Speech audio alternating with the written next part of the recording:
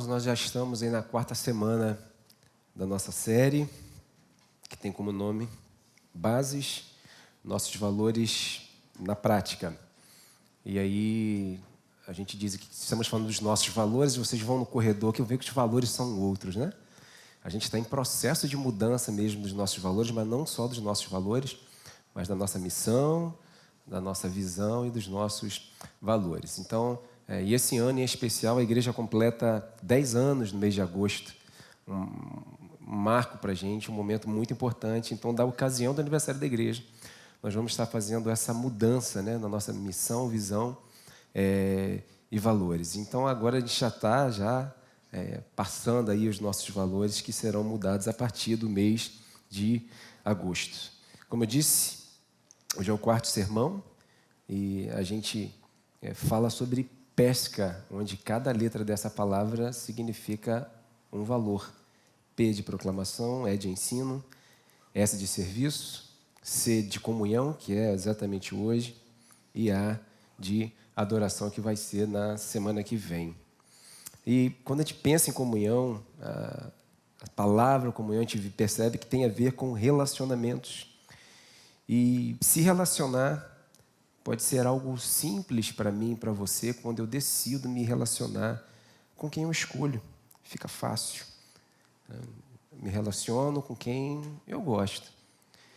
Mas nós vamos perceber que não é bem isso que a Bíblia nos orienta. No seio da igreja, nós nos relacionamos com todos e temos comunhão com todos, e é um desafio para nós. Você quer ver uma coisa bem simples? Você sabe o que quer dizer a palavra misocinesia? Uma palavra estranha, né? Misocinesia. Quando alguém está fazendo movimentos pequenos e repetitivos na sua frente, você se irrita? Sim ou não? Aqueles pequenos movimentos inchados, sabe? Que fica... Então é exatamente isso. Eu, por exemplo, tenho uma coisa chamada síndrome dos pés inquietos. Você sabe o que é isso? Você tem isso? Pode ser que você veja de vez em quando meu pé balançando aqui. Vocês imaginem só, né? Conviver com minha esposa 17 anos, meus irmãos, com a síndrome dos pés inquietos. Com certeza isso irrita ela bastante. De vez em quando ela me dá uns pontapés assim, debaixo do lençol, assim. Eu estou irritando ela. E relacionamento, às vezes, tem situações que são complicadas, são difíceis de lidar. Mas é o amor que nos impulsiona a conviver, é o amor que nos impulsiona a ter comunhão. E é o amor, né, que faz a minha esposa estar casada comigo até hoje, mesmo eu com a síndrome dos pés inquietos. E é óbvio, meus irmãos, que o amor tem total ligação com a comunhão. A gente vai estar percebendo isso. Você tem dificuldade de se relacionar com alguém que, de certo modo, te irrita? Você tem dificuldade de lidar com alguém que, de certo modo, você não concorda com algumas coisas? E eu acredito que a resposta seja sim. Todos nós temos dificuldade. É muito fácil se relacionar com quem a gente gosta, né? Com quem a gente não tem nenhuma dificuldade, mas nós somos chamados como cristãos para esse desafio. Vivermos em comunhão com todos. E a gente vai aprender algumas coisas. Eu queria te convidar para que você abra sua Bíblia no livro de Hebreus, capítulo 10, do verso 24 e 25. Vamos ler apenas esses 2 versos. Eu poderia escolher o Salmo, né, que diz, ó, quão bom e quão suave é que os irmãos vivam em união. Poderia ter escolhido outro texto do Novo Testamento, por exemplo. Mas eu gosto desse texto porque ele fala um pouco de igreja também. Então, isso tem tudo a ver com a gente. Hebreus 10, 24 e 25. Hebreus, um livro do Novo Testamento, fica ali no final das cartas de Paulo, embora não tenha sido uma carta que Paulo escreveu. Muitos até acham que foi Paulo, né? Depois de Filemão ali e antes de Tiago, você vai encontrar o livro de Hebreus 10, 24 a 25. Vamos ler esse texto. Ele vai ser projetado na versão NVI. Eu vou pedir para que você mantenha também sua Bíblia aberta. Nós vamos ler alguns outros versículos desse texto, ou pelo menos citar, e vamos também ler alguns outros textos perto ali de Hebreus ali. A palavra de Deus diz o seguinte: e consideremos uns aos outros para nos incentivarmos ao amor e às boas obras. Não deixemos de reunir-nos como igreja, segundo o costume de alguns, mas procuremos encorajar-nos uns aos outros, ainda mais quando vocês veem que se aproxima o dia. Vamos orar mais uma vez? Deus, obrigado pela sua palavra. Ela é viva, ela é eficaz e nós suplicamos ao Senhor que o Senhor fale aos nossos corações de um modo muito especial. Pedimos isso em nome de Jesus. Amém. Como eu disse, a gente não sabe quem é o autor desse livro e eu quero contextualizar um pouco, para vocês entenderem o que está acontecendo aqui. Nós não sabemos quem é o autor, mas o público-alvo provavelmente são de judeus convertidos. Por quê? Porque todo o contexto da carta só é possível compreensão se você fosse parte do povo judeu. Então, provavelmente, esse era o público. E qual era a situação do povo ali? Qual era a situação do público-alvo? Eles eram imaturos espiritualmente. A gente vai poder perceber isso se você depois voltar a sua Bíblia aí no capítulo 5, a partir do versículo 11, você vai perceber isso. Que o autor vai comparar esse público a crianças que ainda tomam leite, quando eles já são adultos e deveriam estar comendo alimentos sólidos. Então, eles são imaturalmente, eles são fracos imaturalmente, são fracos espiritualmente. E essa imaturidade espiritual, meus irmãos, levou muitos a abandonarem a fé. Por isso que no versículo que nós lemos, 25, não vai dizer que muitas pessoas se reuniam na igreja, mas vai dizer que alguns se reuniam na igreja. Muitos deles, por abandonarem a fé, já não congregavam mais. Eles eram imaturos espiritualmente.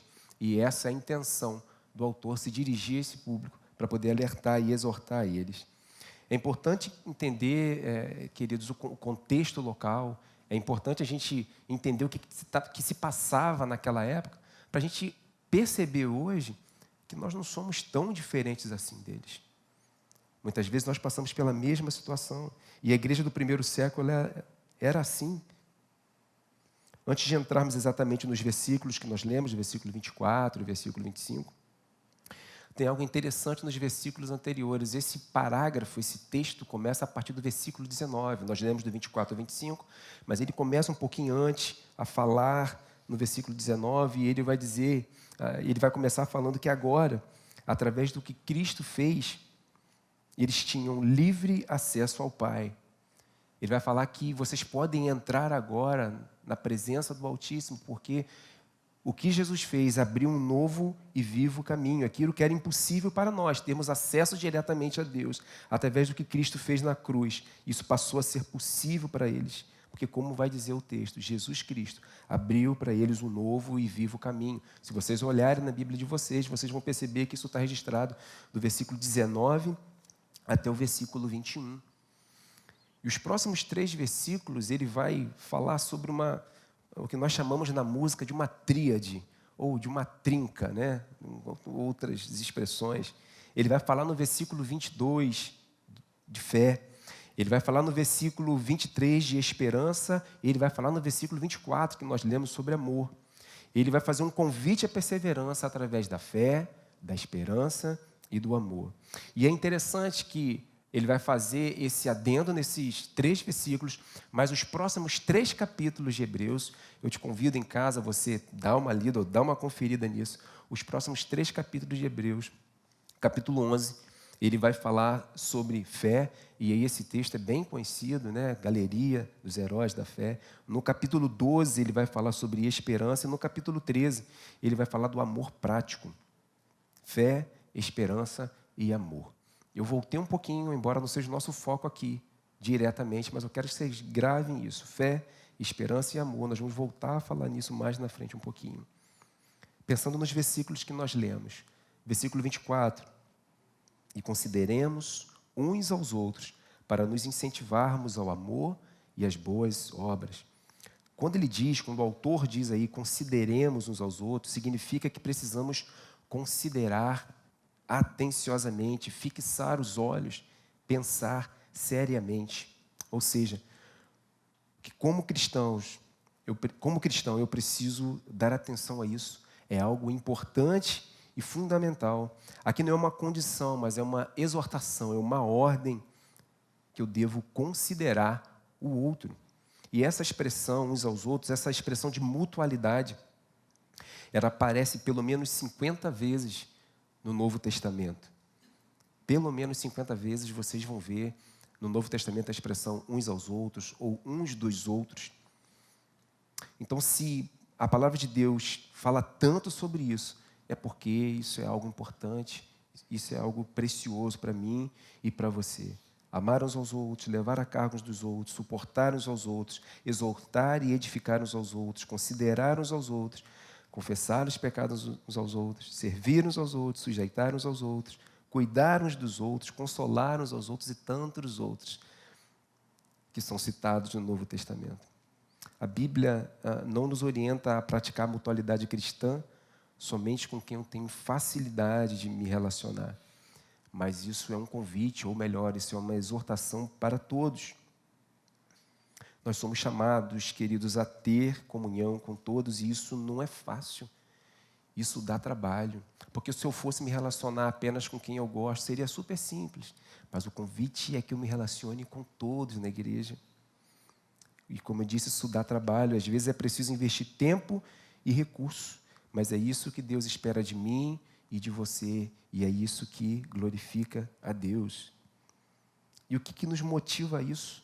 O que nos impulsiona a isso? O amor. Movidos pelo amor, para nos incentivarmos ao próprio amor. A gente vai ver alguns textos mais para frente, mas o versículo diz, para nos incentivarmos ao amor e às boas obras. E eu queria compartilhar um texto com vocês de Paulo, falando da sua primeira carta aos Tessalonicenses. Se você voltar um pouquinho na sua Bíblia, 1 Tessalonicenses, capítulo 1, versículo 3, o texto também vai ser projetado. Olha o que o texto diz.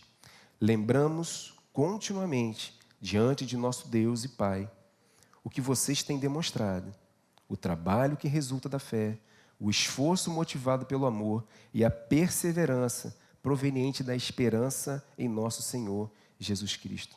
É interessante que ele fala aqui no meio do versículo, o esforço motivado pelo amor. É o amor que nos impulsiona a nos relacionar, a termos comunhão. E uma outra coisa interessante nesse texto, não sei se você observou, ele vai usar a palavra fé, ele vai usar a palavra esperança e ele vai falar a palavra amor. Mais uma vez, nós estamos diante dessas três palavras aqui. O texto vai afirmar que o nosso esforço, ele é motivado pelo amor.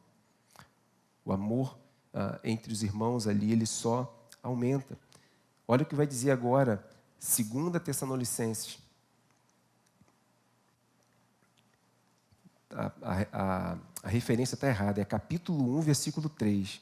Eu fiquei de corrigir para a noite e não corrigi. É capítulo 1, versículo 3. Tanto o primeiro texto quanto esse segundo texto. É 1 Tessalonicenses 1, versículo 3. 2 Tessalonicenses agora. O texto projetado diz o seguinte: irmãos, devemos sempre dar graças a Deus por vocês. E isto é justo, porque a fé que vocês têm cresce cada vez mais. E olha que interessante. E muito aumenta o amor de todos vocês, uns pelos outros.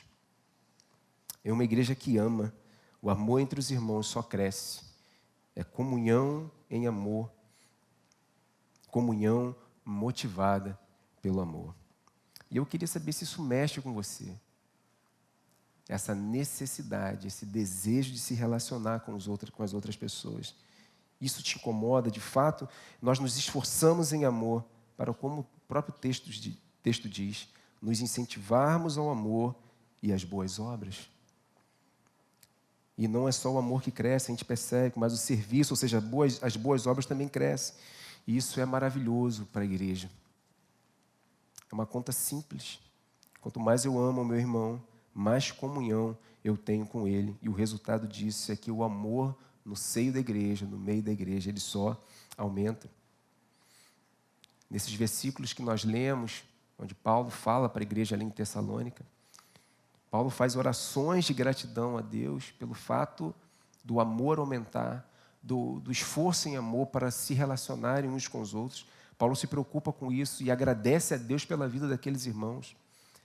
Mas isso é importante, isso é muito caro para Jesus também. João, se você quiser abrir sua Bíblia, o Evangelho de João, é o 4º livro aí do Novo Testamento, no capítulo 17, João capítulo 17, Jesus ele vai orar por si, ele vai orar pelos discípulos e ele vai orar por todos aqueles que são alcançados pela graça. E ele vai falar uma coisa muito interessante, João 17, de 20 a 23. Ele já está indo para o final da sua oração aí. O texto diz o seguinte: minha oração não é apenas por eles, e aí ele está se referindo aos discípulos. Rogo também por aqueles que crerão em mim por meio da mensagem deles, ou seja, nós, para que todos sejam um. Jesus falando de unidade, Jesus falando de união, de comunhão. Para que todos sejam um, Pai, como tu estás em mim e eu em ti. E aqui, uma observação, uma relação que existe desde a eternidade. Jesus está falando como tu estás em mim, falando com Deus, falando com o Pai. Como tu estás em mim e eu estou em ti. Desde a Trindade, desde a eternidade, já existia comunhão entre Deus Pai, Deus Filho e Deus Espírito Santo. Continuando o texto, que eles também estejam em nós, para que o mundo creia que tu me enviaste. Dê-lhes a glória que me deste, para que eles sejam um, assim como nós somos um. Eu neles e tu em mim. Que eles sejam levados à plena unidade. Mais uma vez, falando de comunhão, esse termo plena unidade aí, é como se ele quisesse dizer, era tornar perfeito, ou ser achado perfeito. Então, para a oração de Jesus, é que a comunhão entre os irmãos se tornasse perfeita. Que eles sejam levados à plena unidade, para que o mundo saiba que tu me enviaste, e os amaste como igualmente me amaste. Queridos, é tão importante pensarmos em comunhão na igreja que o próprio Jesus Cristo orou por isso. Percebam como esse tema ele é fundamental para a igreja, ele é fundamental para mim e para você. Não existem concessões nessa família. Preciso amar e ter comunhão com todos na igreja. Como já foi dito, relacionamento dá trabalho, mas é isso que Deus espera de cada um de nós, é isso que Deus espera de mim e de você. Igreja ela é assim, pessoas diferentes, com histórias de vidas diferentes, mas que têm tudo em comum. Isso me lembra o texto de Atos 2, onde vai dizer que tudo era comum entre eles. Por isso a comunhão motivada pelo amor, ela é fundamental. Vamos seguir, versículo 25. Não deixemos de reunir-nos como igreja, segundo o costume de alguns, mas procuremos encorajar-nos uns aos outros, ainda mais quando vocês veem que se aproxima o dia. E vocês podem observar na Bíblia de vocês que essa palavra dia aí está em maiúsculo, que esse dia ele se refere ao grande dia do Senhor, o dia que Jesus Cristo virá e vai consumar todas as coisas. E aí eu queria pensar em 3 realidades para a nossa vida, através desse versículo 25. Em primeiro lugar, a igreja ela deve ser uma prioridade para mim. É estranho falar isso, né? O texto vai dizer, não deixemos de reunir-nos como igreja, segundo o costume de alguns. Então é bem possível, e o texto, na realidade, é bem claro, poucas pessoas se reuniam, como é costume de alguns. A gente viu que essa igreja era uma igreja que tinha algumas dificuldades. Alguns, provavelmente, por conta da perseguição, tinham abandonado a fé. Alguns cristãos supostamente convertidos estavam querendo voltar a práticas antigas judaicas. Então, na hora de congregar, na hora de estar junto, na hora de ter comunhão, poucas pessoas, como diz o texto, alguns apenas se reuniam. E essa igreja, meus irmãos, ela vivia pensando na volta iminente de Jesus Cristo. Eu me lembro de uma pregação do pastor Douglas. Ele pregou aqui ano passado, no aniversário de 9 anos da nossa igreja. E ele dizia o seguinte, que muitas vezes ir à igreja, estar junto, congregando, ter comunhão, é a nossa segunda, terceira ou quarta opção. Mas se a Bíblia diz que estar junto é tão importante, por que isso não é importante para mim? Por que isso não é importante para você? Por que às vezes nós abrimos mão disso por tão pouco? se compararmos a grandeza da graça que nos alcançou, deixamos de congregar e de estar junto por tão pouco. Quando eu penso na graça que me alcançou, como eu era e o que, através de Cristo, eu sou hoje, os motivos que me levam a não ir à igreja são bem simples, bem pequenos comparados a isso, a essa graça que me alcançou.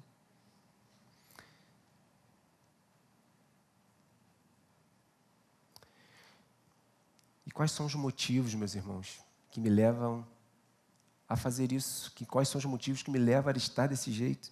Quais são os motivos que me deixam, que fazem com que eu deixe de congregar? Eu pensei em alguns aqui para a gente poder meditar.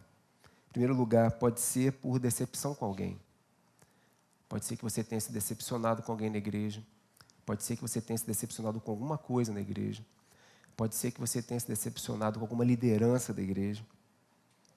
E eu me lembrei daquela situação que Paulo vai relatar em Filipenses 4:2, um problema entre duas irmãs chamadas Evódia e Sintique.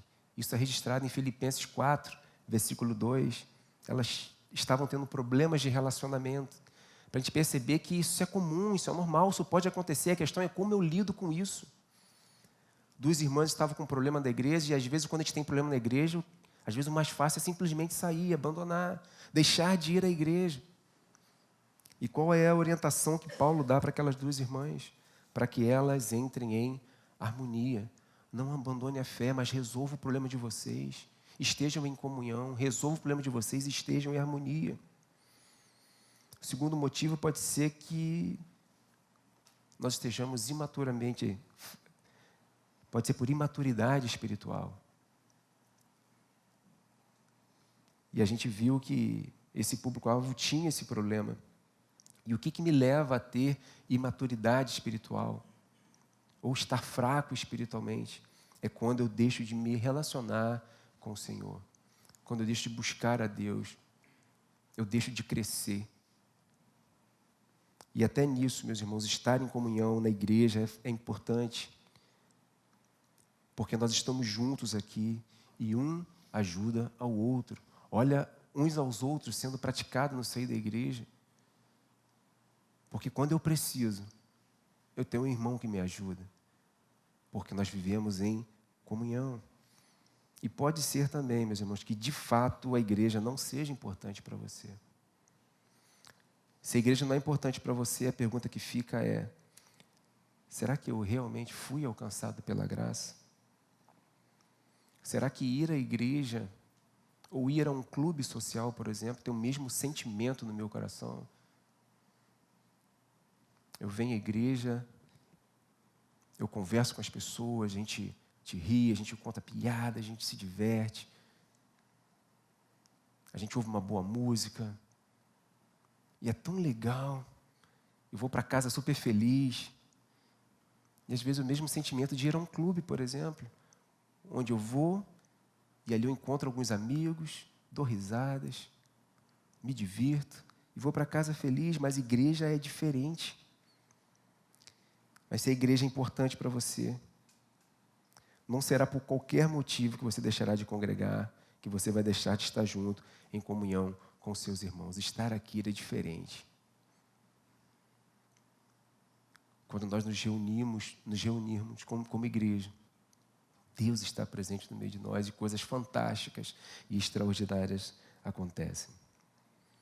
A segunda realidade que eu vejo quando eu olho para esse versículo é que na igreja o mais importante é adorar a Deus e servir ao meu irmão.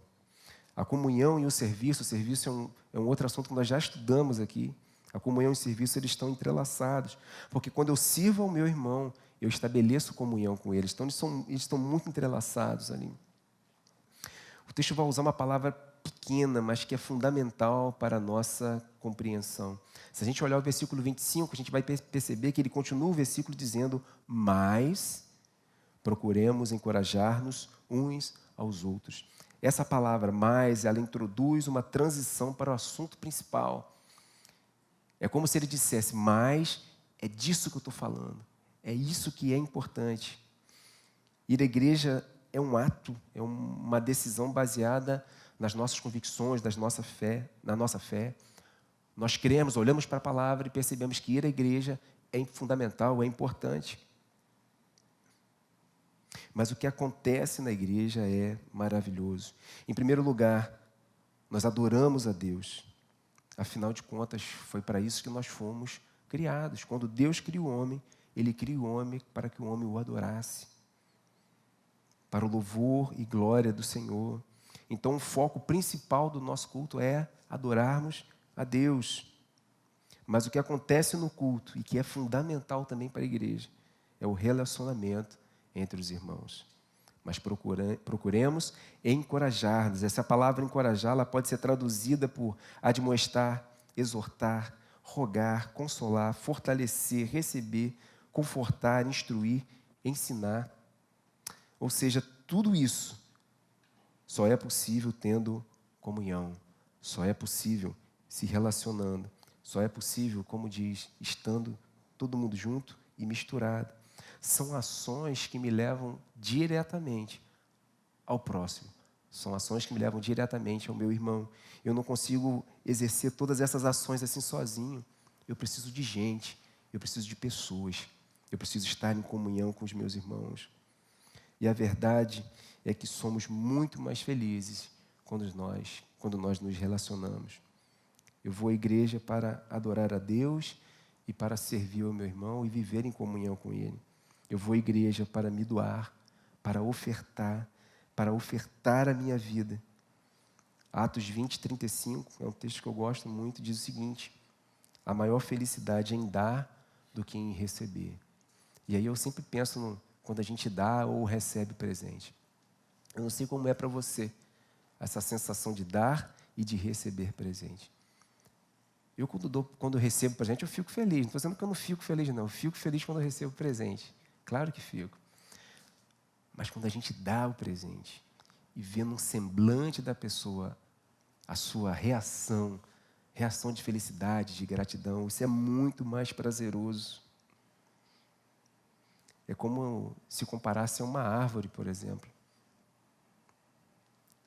Uma árvore frutífera que não tem os seus frutos para si, mas ela os oferta ao outro. Você já viu uma árvore comendo do seu próprio fruto? Tendo ali a maçã e ela mesma comendo a maçã, não, mas ela faz o fruto para poder servir ao outro. Ela dá o fruto ao outro. E nessa relação, nós estabelecemos comunhão uns com os outros. É um ambiente onde eu venho para poder oferecer, para poder dar. E quando todos fazem isso, todos dão e todos recebem. Assim deve ser a minha vida na igreja. Me relacionar para poder oferecer. E isso é obra do Espírito Santo que conduz a vida de cada um de nós.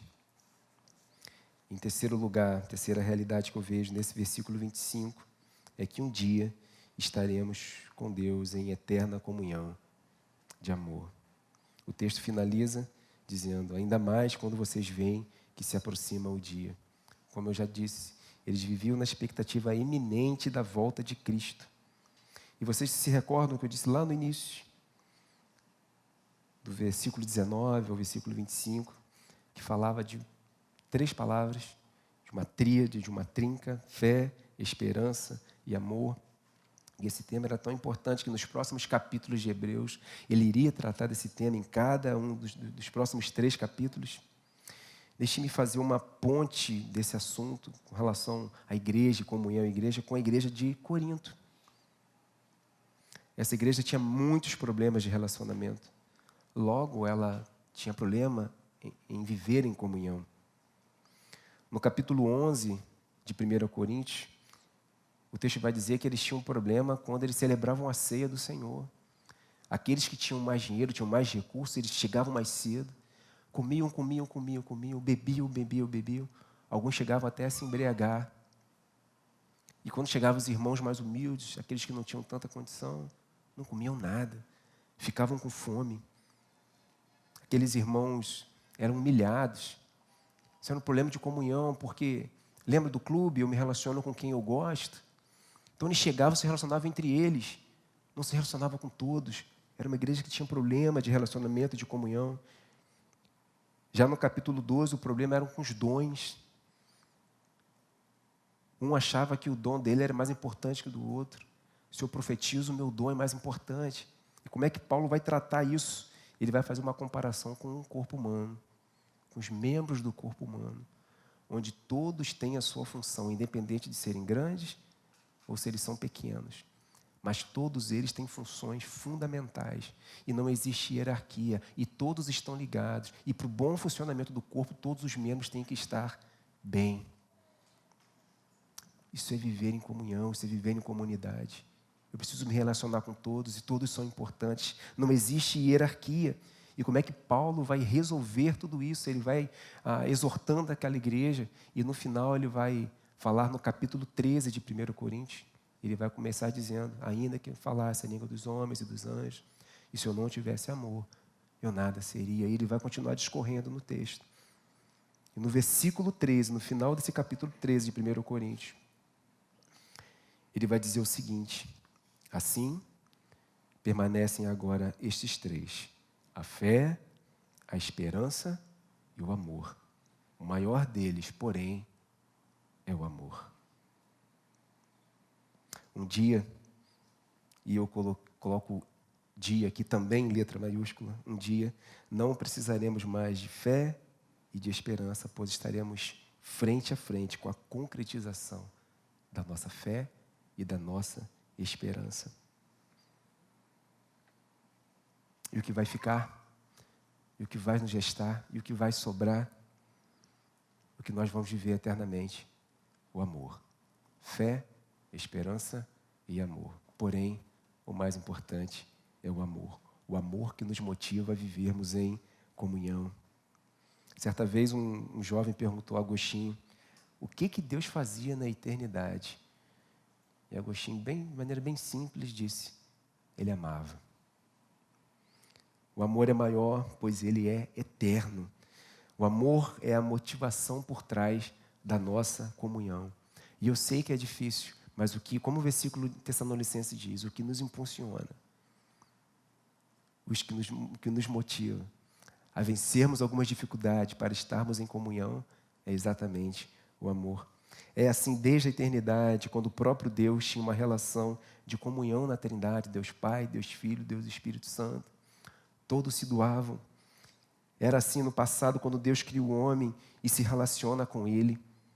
É assim hoje, quando olhamos para a palavra de Deus, nos exortando a termos comunhão uns com os outros, e será assim eternamente, quando teremos eterna comunhão com o Pai. Não deixemos de reunir-nos como igreja, segundo o costume de alguns, mas procuremos encorajar-nos uns aos outros, ainda mais quando vocês veem que se aproxima o dia. Eu quero chamar a banda à frente.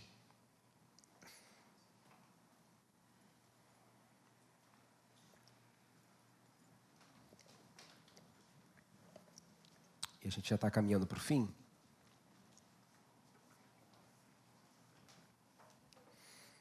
Eu não sou bom de poema,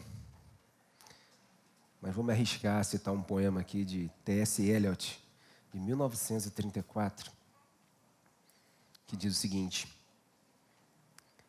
que vida tendes se não viveis em comunhão? Não há vida que floresça sem comunidade, e comunidade não há que perdure sem louvar a Deus. Que vida tendes se não viveis em comunhão? Não há vida que floresça sem comunidade, e comunidade não há que perdure sem louvar a Deus. Você já imaginou como seria a sua vida sem a igreja? Como eu disse, talvez você não perceba a diferença entre ir à igreja e a uma festa, por exemplo. Estar em comunhão com seus irmãos.